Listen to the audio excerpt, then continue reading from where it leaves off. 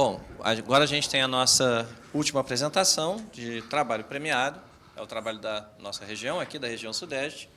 E quem vai falar é o Anderson Pires Vitor, da Universidade Federal Berlândia. Pessoal, boa tarde. Sim, o nervosismo reina aqui. Ela falou que ia ficar nervosa, para mim ela estava super tranquila. Não é o meu caso. A primeira coisa, já começa chamando a atenção ali naquele número ali, né? 1/102. 102 slides para apresentar em 40 minutos? Não. São contando com as animações que existem em cada um ali, tá?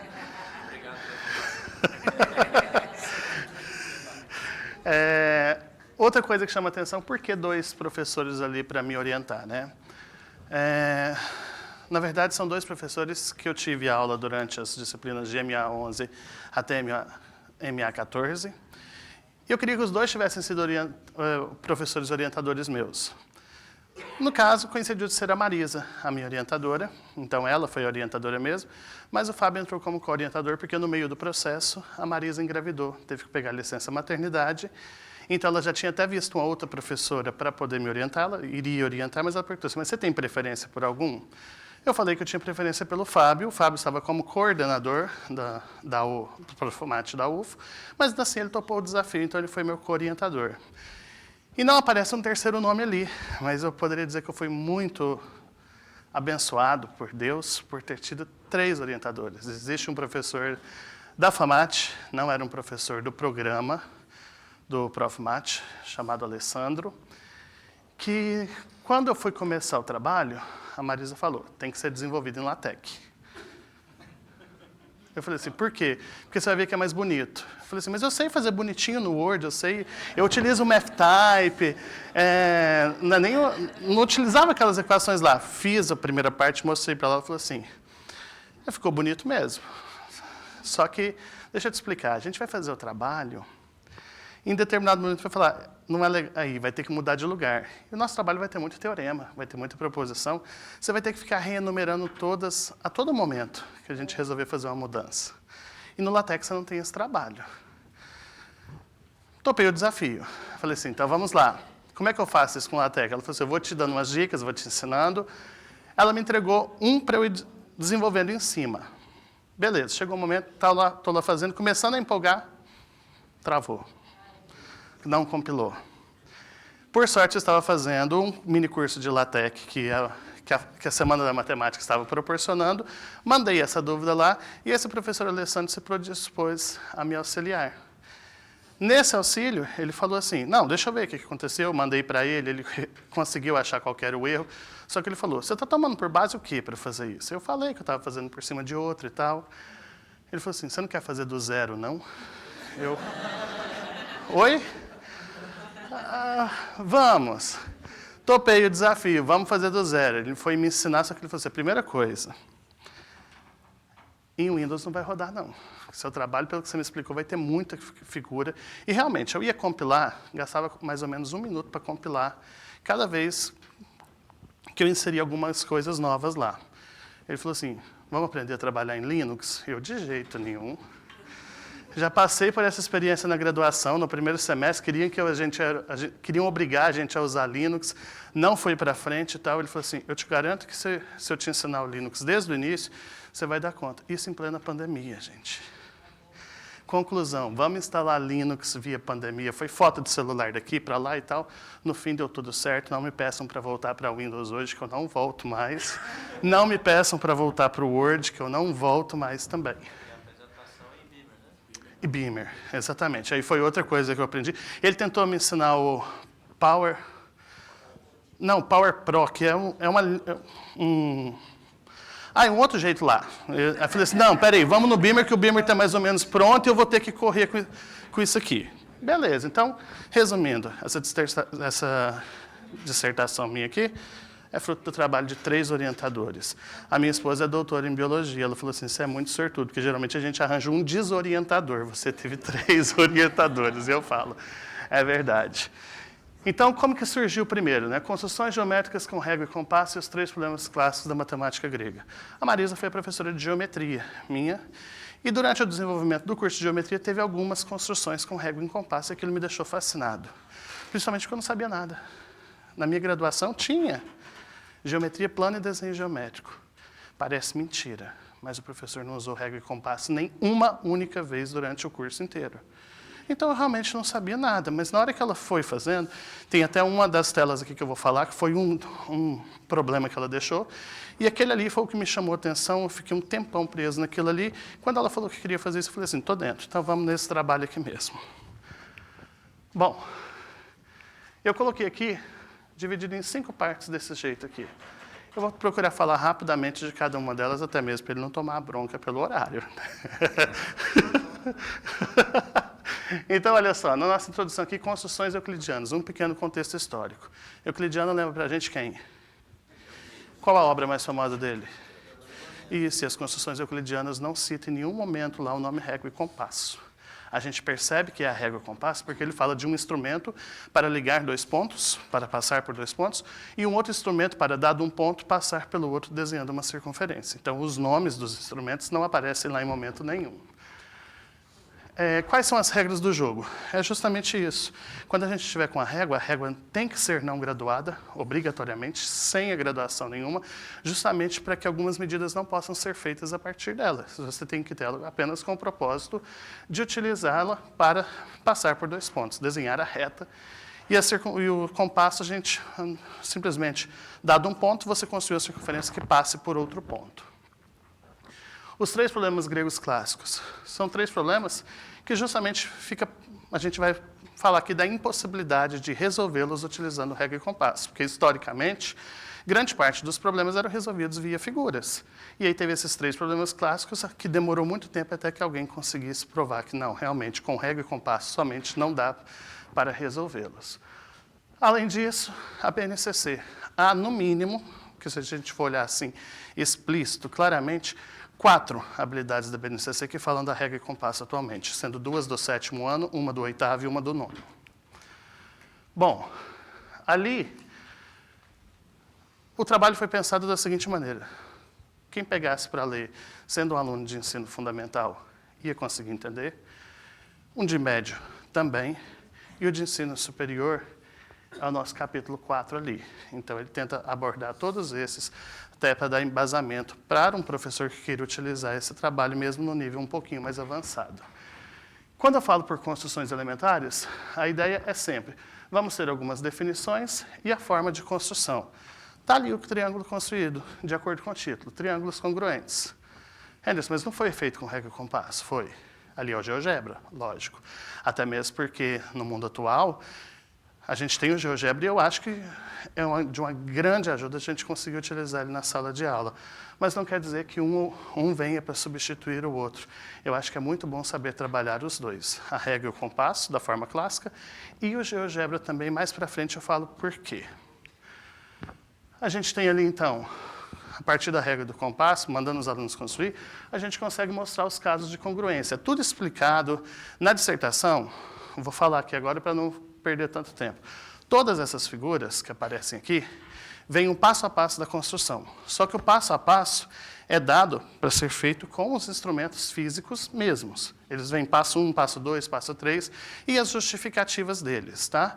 Então, aqui a primeira coisa, quando a gente fala dos casos de congruência clássicos, a gente já vê que dá para trabalhar isso na sala de aula com os alunos, porque você mandar o aluno construir 2 triângulos iguais no caderno, a primeira dúvida que surge é como que eu vou garantir que eles ficam iguaizinhos mesmo? Geralmente a gente manda dobrar uma folha, recorta, depois cola, recorta a folha dobrada para sair os 2 de uma vez. Se a gente souber trabalhar com isso aqui, dá para fazer tranquilo. Aí a gente vem também com a ideia de lugar geométrico, e aqui o primeiro lugar geométrico que a gente tem aqui é a definição para a gente poder entrar naquilo, né? A simples circunferência. Trabalhar com a circunferência, pensando nela como um lugar geométrico, fica muito mais simples do aluno entender o que ela quer dizer. Aí você manda o aluno desenhar a circunferência. É o terror. Não sai. Professor, a perna do compasso está fechando, está abrindo e tal. Não segura na perna do compasso. Professor, fica travando e tal. Gira a folha, então, já que você firma o compasso e gira a folha, já que você está travando um pouquinho, até ele perceber que ele perde muito tempo com isso.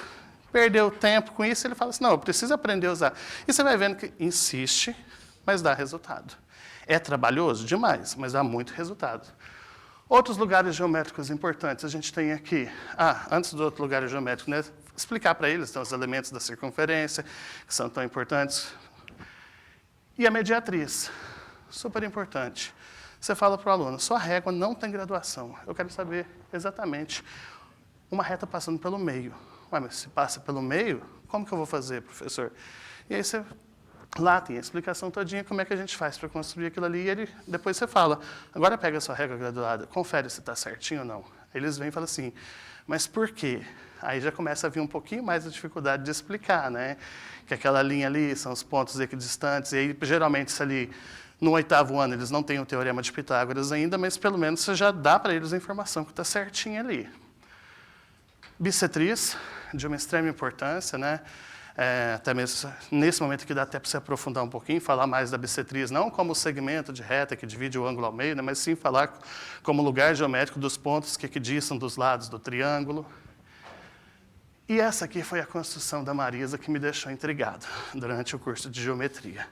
Ela falou, construa o arco capaz sob tal ângulo. Eu fiquei muito tempo nele, mas a sensação de vitória, quando eu consegui fazer aquilo ali, foi extrema. E quando a gente foi fazer a dissertação, que eu falei que eu queria colocá-la isso, mas por que você quer tanto? Eu falei assim, porque quando você deu essa questão foi a que me intrigou, foi a questão que me chamou a atenção. Então, ali, essa dali eu não me atreveria a fazer com alunos do ensino fundamental, de jeito nenhum. Essa dali dá um trabalho um pouquinho maior, exige um conhecimento um pouquinho maior por parte do aluno. Aí a gente vem com 2 conceitos básicos. Depois disso, você pode falar para o aluno, tudo que vocês estão conseguindo construir é porque existem 2 coisas básicas. Transporte de segmentos. Você consegue mover um segmento para um outro lugar simplesmente usando régua e compasso. Aliar o passo a passo. Só no finalzinho que não tem a construção do passo a passo, não vou ficar repetindo não, tá? Todas as construções da dissertação têm o passo a passo para o aluno. O transporte de segmentos, que a partir dele você consegue fazer a adição de 2 segmentos, consegue fazer o produto de um segmento por um número natural, e é interessante perceber que tudo isso vai saindo naturalmente. É um encadeamento lógico de ações ali. O transporte de ângulos. É justamente isso aqui que precisa para poder construir os casos de congruência lá, né? Conhecendo 2 lados em um ângulo, conhecendo os 3 lados, ou 2 ângulos em um lado, você precisa apenas dessas 2 ferramentas aí bem estabelecidas. Essa daqui, geralmente, os livros vêm trazendo construção de uma perpendicular utilizando esquadro. E aí já trava o aluno. Mas para eu fazer uma perpendicular, eu preciso do esquadro? Não. Só a régua e o compasso normal. Então, tem a construção aqui da nossa perpendicular. E está como caso 1, porque no caso eu estou querendo traçar uma perpendicular por um ponto pertencente à reta. E a gente também ensina como é que faz a construção de uma perpendicular por um ponto que esteja fora dessa reta. Bom, construção da paralela. Livro geralmente também manda usar o conjunto de esquadros e tal, mas dá para a gente fazer sem isso daqui. E aí eu caio numa realidade diferente aqui. Eu dou aula em escolas públicas e escolas particulares. Nas particulares, na particular que eu estou, todos os alunos têm os materiais bonitinhos, lindo, ótimo de trabalhar. E na pública? A prefeitura dá os materiais. Na primeira semana de aula. O que acontece na segunda semana de aula? Sumiu, quebrou e tal. Então, assim, tem essa grande dificuldade ali, tá? Então, assim, é um empecilho que a gente tem para poder trabalhar com essa parte aqui. Bom, essa daqui, ela me intrigou porque eu perguntei para alguns professores, colegas meus, como é que você faz para dividir um segmento? Aí, como assim? Você pega a régua, se ele tem tantos centímetros, a sua régua não tem graduação. Ué, então não tem como. A verdade é que tem. E é bonita essa construção aqui. Lembrei do professor mais cedo aqui falando que acha bonita. É bonita, gente. A verdade é essa. Essa construção aqui, você pensar assim, aquele segmento azul ali, ele foi dividido em partes iguais sem você usar uma régua. E lá tem o passo a passo inteirinho, sempre mostrando isso, para tentar deixar claro para qualquer um que lê a obra como é que faz aquelas construções ali. Aí aqui vem mais agora explicando. A ideia é a seguinte. Constrói tal figura para mim. Você não dá mais nada para o aluno. Então o aluno pode partir em qualquer direção. Ele só vai obedecer aquilo ali. Começa a vir a ideia de que não é um triângulo único. Só ali já dá para a gente ver 2. E isso porque eu peguei a ideia do seguinte, todos eles partiram colocando o ponto C no mesmo lugar, só que um foi para a direita e o outro foi para a esquerda. E se ele tivesse colocado o ponto C em outro lugar? E se ele tivesse traçado o segmento BC na vertical? Então, começa a trazer para eles a ideia que realmente existem triângulos congruentes, existem triângulos que obedecem às mesmas condições desde o início, e na construção a gente vê que partiu de uma coisa diferente. Fulano começou desse jeito, eu comecei assim, mas no final, se você girar um deles, você consegue encaixar perfeitamente no outro? Consegue. Aí a gente passa por todos aqui. Eu vou adiantar, porque é só para vocês terem uma ideia. Pode ver que eu não poluí muito os slides, porque o mais importante aqui é a gente ver as figuras já propriamente ditas. Passa dos nossos triângulos aqui, vamos para os pontos notáveis. Uma coisa é você virar para o aluno, mediana é isso, baricentro é isso. Mostra para ele como é que ele encontra. Isso aqui eu fiz esse ano com o oitavo, vou falar mais para frente, tá? Então, ali, logicamente, usando o GeoGebra, na dissertação, eu faço até um adendo falando que quando a gente constrói daquele jeito, ele dá para ver a propriedade da razão de 2:1 em cada uma das medianas em relação ao baricentro. E isso aí dá para você pedir para o aluno fazer com a régua também. Então, ele consegue ter isso. O que ele não vai conseguir ver ali é que aquelas 6 áreas ali são iguais, mas ainda assim você pode dar o toque para eles, né?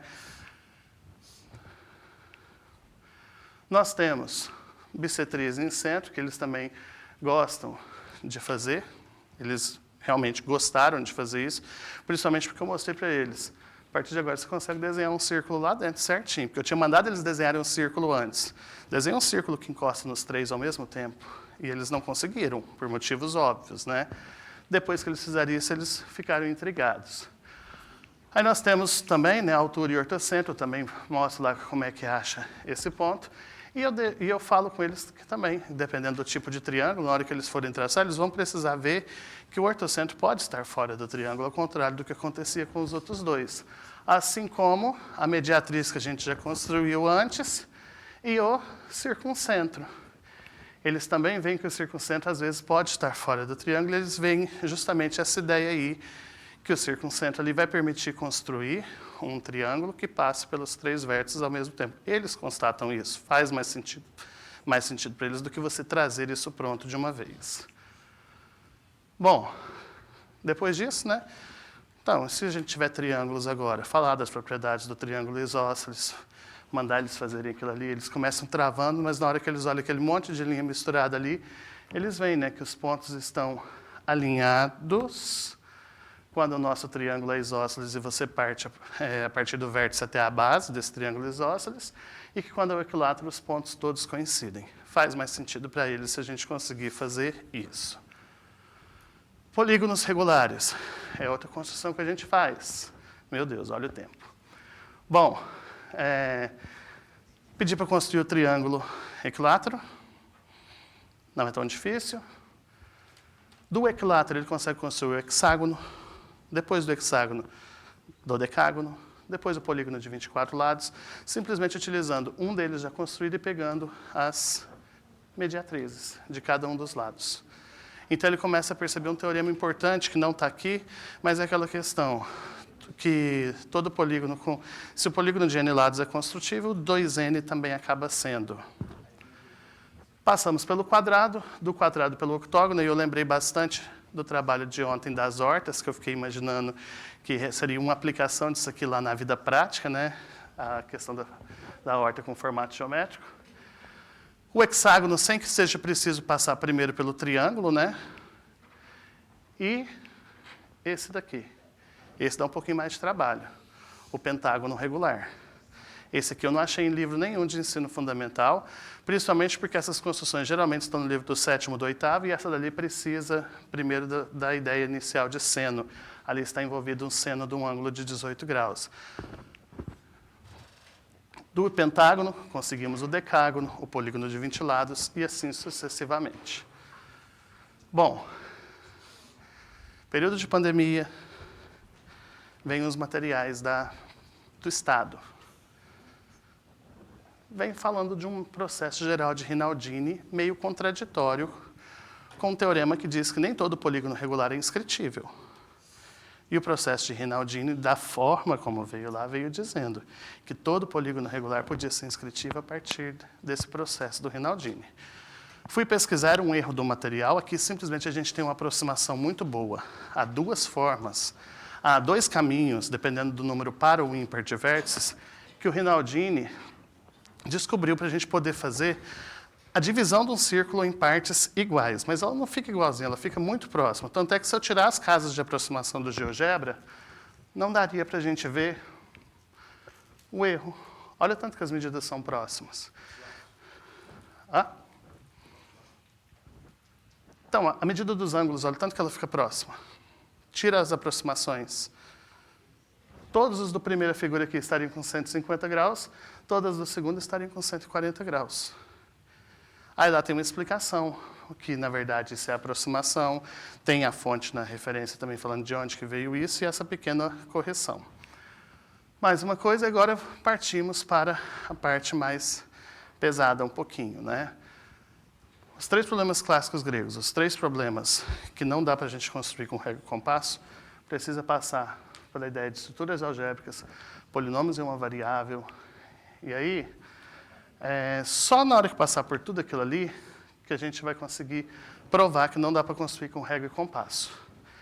Aqui está basicamente o que a gente precisa. A gente precisa da ideia de anel, corpo, espaço vetorial, conceito de números construtíveis. Então, a gente define o que é polinômio numa variável, lá. Tudo que aparecer como teorema ou proposição aqui tem demonstração no trabalho, tá? A gente vai precisar desse conjunto K de x, que é o conjunto de todos os polinômios na variável x com coeficientes nesse corpo K. Esse daqui, até que eu não vou precisar para provar os três, não, eles são resultados intermediários.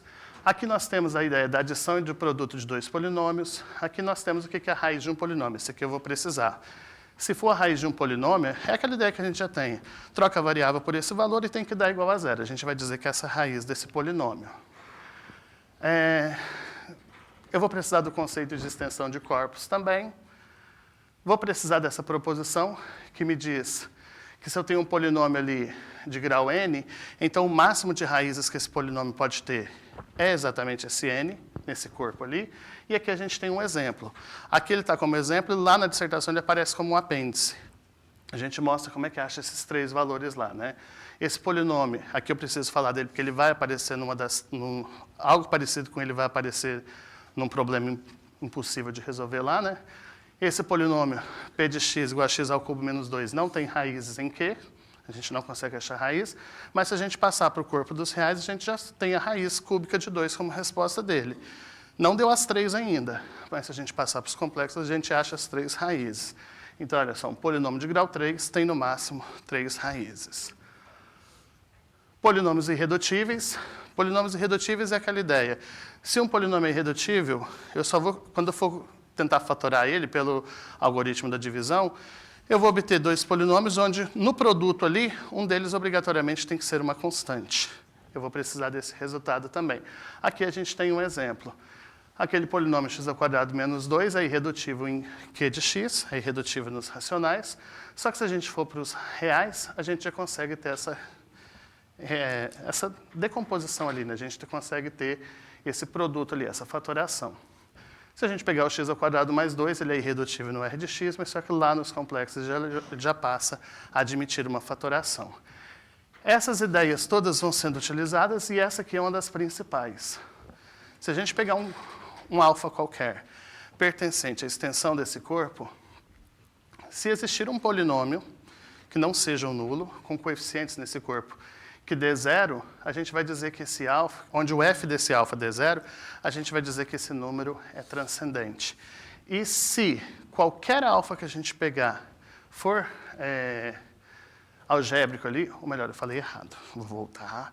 Se o f de alfa der zero, o número é algébrico. Se não acontecer, ele é transcendente. Eu tinha falado errado, eu tinha comido uma parte ali. E se para qualquer alfa que a gente pegar ali, a gente descobrir que ele é algébrico, então a gente tem o que a gente chama de extensão algébrica. Raiz de 2 é o exemplo aqui do que é algébrico em Q, né? A gente consegue ali, aquele polinômio ali, ele tem os coeficientes racionais, e a raiz de 2 não está nos racionais, mas seria a resposta se a gente pegasse ele lá dentro do R. Então, a gente pegou na extensão.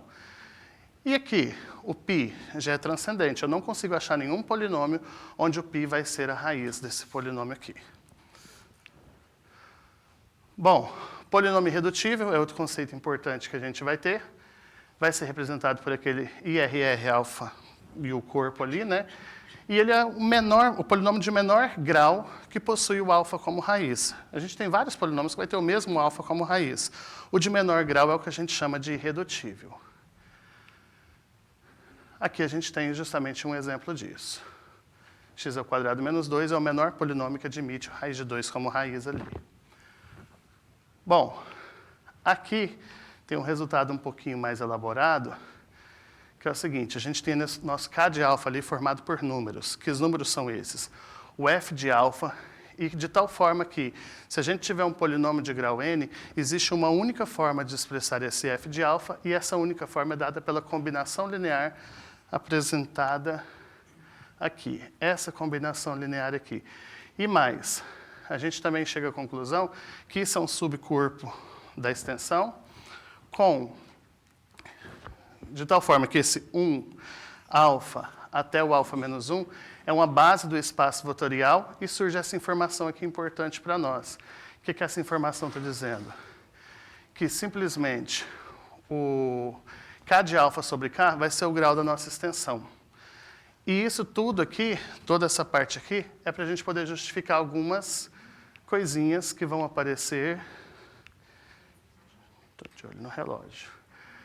Que vai aparecer aqui para as extensões finitas e infinitas, que vão ser importantes para a gente aqui, que vai acabar gerando para a gente resultados para a gente poder usar nas operações elementares com a regra e o compasso, para a gente poder realmente entrar nos nossos 3 problemas ali. Eu vou ter P, um subconjunto do R2 que contém pelo menos 2 pontos distintos.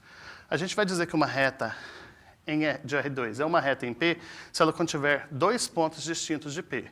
E que a circunferência, uma circunferência C no R2, vai ser a circunferência em P se o centro dela for um dos pontos desse conjunto P e ela passar por outro ponto do conjunto P. E aí as nossas operações elementares, ou seja, o que eu vou poder obter a partir da regra do compasso, sempre são os pontos que surgem na interseção de 2 retas, na interseção de 2 circunferências ou na interseção de uma reta com uma circunferência.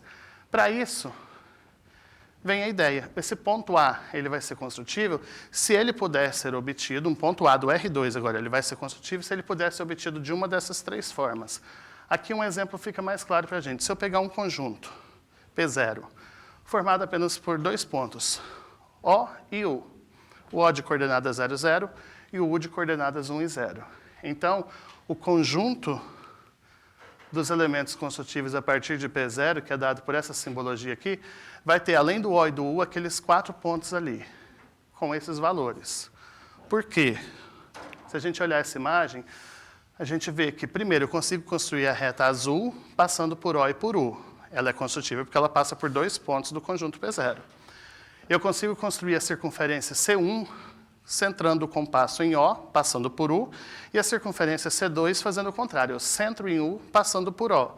E quando a gente olha, o A1 é a interseção de uma circunferência com a reta, então ele é construtível. O A2 é a interseção de outra circunferência com a reta, ele é construtível. E o A3 e o A4 são interseções de 2 circunferências, também são pontos construtíveis. Então, um conjunto que inicialmente tinha apenas 2 pontos, agora tem 6. E eu posso replicar isso de novo. Eu pego o compasso ali, coloco ele passando por um dos pontos ali, essa circunferência vai encontrar com alguma outra circunferência e outros pontos podem ser montados. Aqueles valores ali é simplesmente cálculo, é simplesmente pegar, observar os triângulos que dá para a gente formar retângulos ali, dá para a gente chegar naqueles valores. E aí a gente tem esse encadeamento aqui. Se eu tiver o conjunto P0 com 2 pontos, o P1 é formado a partir dos elementos construtíveis do P0, o P2 vem a partir do P1. Então a gente percebe que a cada vez a gente consegue expandir esse conjunto. Então a gente consegue construir vários pontos aqui. Até a gente chegar à conclusão que qualquer P de qualquer índice está contido no R2 e a gente teria até o nosso P infinito. E a gente tem que perceber que P infinito é um conjunto infinito, porque a cada vez que eu crio um novo conjunto, os pontos que já existiam lá vão continuar existindo e eu consigo criar novos pontos. Então, esse nosso conjunto, que é N, que está aqui, ele é simplesmente uma extensão do que eu já tinha antes. Eu tenho mais pontos do que eu já tinha antes, sem excluir nenhum dos que estavam lá antes. Os pontos do plano são chamados pontos construtíveis, as retas são retas construtíveis, e aqui o conceito principal que eu preciso chegar depois de tudo isso. Um número real A, ele vai ser construtível se o ponto de coordenadas A e 0 pertencer a esse conjunto dos pontos construtíveis. E o ponto de coordenadas AB, o ponto de coordenadas A e 0 e o ponto de coordenadas B e 0 tem que ser construtível. Se eu tiver um ponto, então, formado por dois elementos construtíveis, esse ponto é construtível, então. E a gente vai ter, então, esse conjunto aqui, o conjunto dos números reais construtíveis. A partir desse conjunto aqui, desse teorema, que o conjunto dos números reais construtíveis é um subcorpo do R que contém o quê? E esse teorema A aqui, eu consigo provar a impossibilidade das três construções. O que esse teorema aqui está dizendo para a gente? Que o conjunto dos números reais construtíveis é uma extensão algébrica dos racionais, tal que para todo alfa que eu pegar lá dentro desse conjunto, o grau da extensão tem que ser uma potência de base 2. Então, só gravar essa ideia. Para que o número seja construtível, tem que ser uma potência de base 2. E aí vem o primeiro problema clássico, o problema da duplicação do cubo. Se eu tiver um cubo de volume 1, com régua e compasso, eu não consigo construir um cubo de volume 2. Eu não consigo construir um cubo que tenha o volume 2 vezes maior do que o anterior. E a explicação disso tem a ideia do seguinte. Se eu tenho que alfa é o cubo de volume 1, que tem aresta 1, o que eu quero agora é um valor de alfa, de tal forma que quando eu fizer essa aresta ao cubo, simplesmente a fórmula de volume tem que dar 2. E disso daqui, a gente chega nesse polinômio aqui, que é um polinômio irredutível. X ao cubo menos 2 é irredutível. Só que aí, olha o que acontece. O que o teorema A do slide anterior me diz? Se o alfa for construtível, a extensão que contém esse polinômio aqui tem que ser uma potência de base 2. E olha esse polinômio aqui, grau 3. Então, o grau da extensão é igual a 3. Pelo teorema A, tinha que ser uma potência de base 2. Então, isso mostra que o alfa não é construtível. Resumindo, só com teoria algébrica moderna que deu para provar esse resultado que perdurou durante muitos séculos. Outro problema que a gente tem é a quadratura do círculo. Não existe um alfa pertencente ao conjunto dos números reais construtíveis, tal que a área do quadrado de lado alfa seja igual à área do círculo de raio 1. A área do círculo de raio 1 é igual a π. Então, o que eu estou querendo procurar? Eu estou querendo procurar um alfa ao quadrado que seja igual a π. Lado ao quadrado igual a π. Só que se eu assumir que o alfa pertence ao conjunto dos números reais construtíveis, o π, que é alfa vezes alfa, também seria isso. E a gente viu um pouquinho mais para trás que, no caso ali, o π, ele é o quê? Ele é transcendente. Ele não é algébrico como deveria ser. Então, o π, por ser transcendente, prova para mim que o alfa ali também não pode pertencer àquele conjunto ali. Então, mais um dos problemas aqui só pode ser resolvido com a álgebra moderna. E o outro é esse aqui agora, trissecção do ângulo de π sobre 3. Trissecção do ângulo de 60 graus. Eu preciso dessa definição, que um ângulo θ é construtível se o cosseno de θ ou o seno de θ for construtível. Aqui a gente tem um exemplo que realmente dá para a gente construir o cosseno de 60, né? Que é igual a meio. A gente tem uma proposição ali, e essa proposição aqui é um puro desenvolvimento algébrico dela de pensar, se o θ é o π sobre 9, então 3θ seria π sobre 3. A gente desenvolve aquilo ali ao igualar as duas igualdades que a gente tem ali, porque ambas falam do cosseno de 3θ, a gente cairia naquela equação ali. 8 cosseno ao cubo de θ menos 6 cosseno de θ menos 1 igual a 0. Então, U seria a raiz desse polinômio ali. Só que agora eu estou trocando por um x. Só para ficar mais simples a nossa escrita ali. E o nosso polinômio agora está em x também. Só que olha o que acontece. Aquele polinômio também é irredutível. Na verdade, no trabalho fala do critério de Eisenstein, que tem como a gente saber realmente quando é que um polinômio é irredutível, tá? E a gente tem ali que, novamente, o grau da extensão é igual a 3.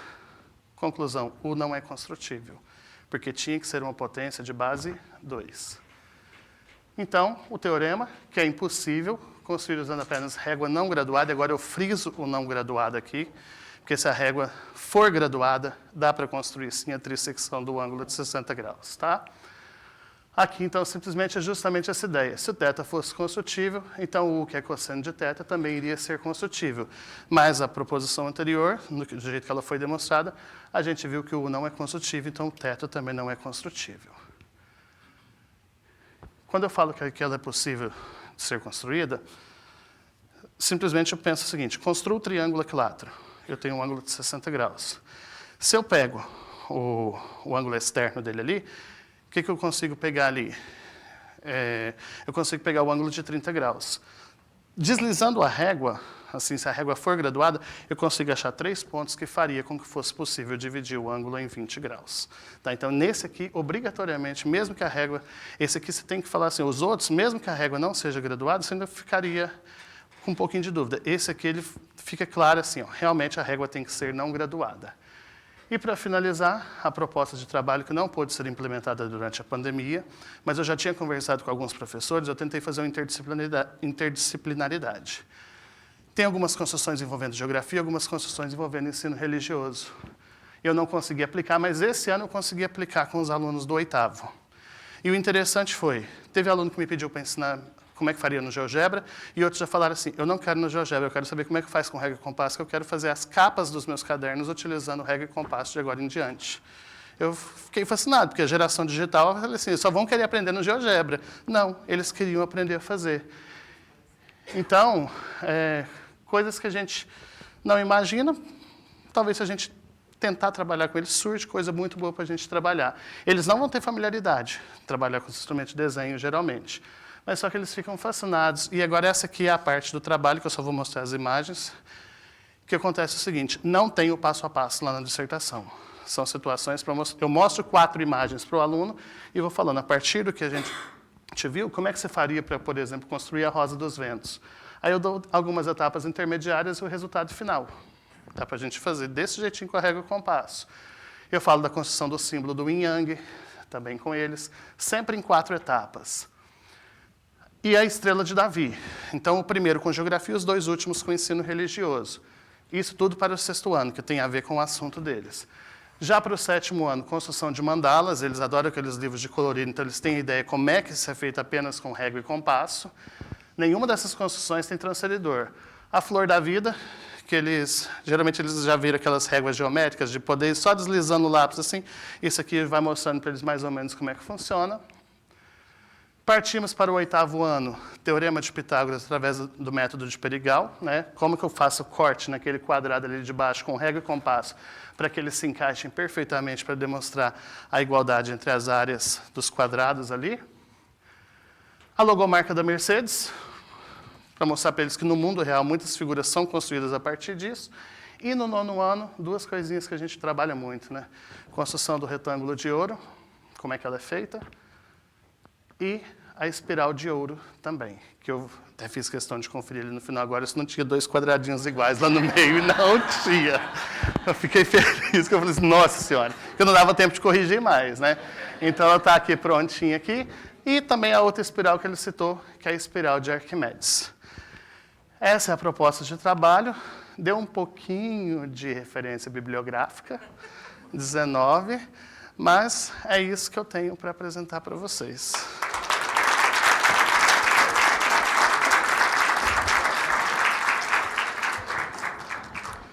Muito obrigado. Da mesma forma que com a outra apresentação, eu vou deixar as perguntas agora para a gente ali fora.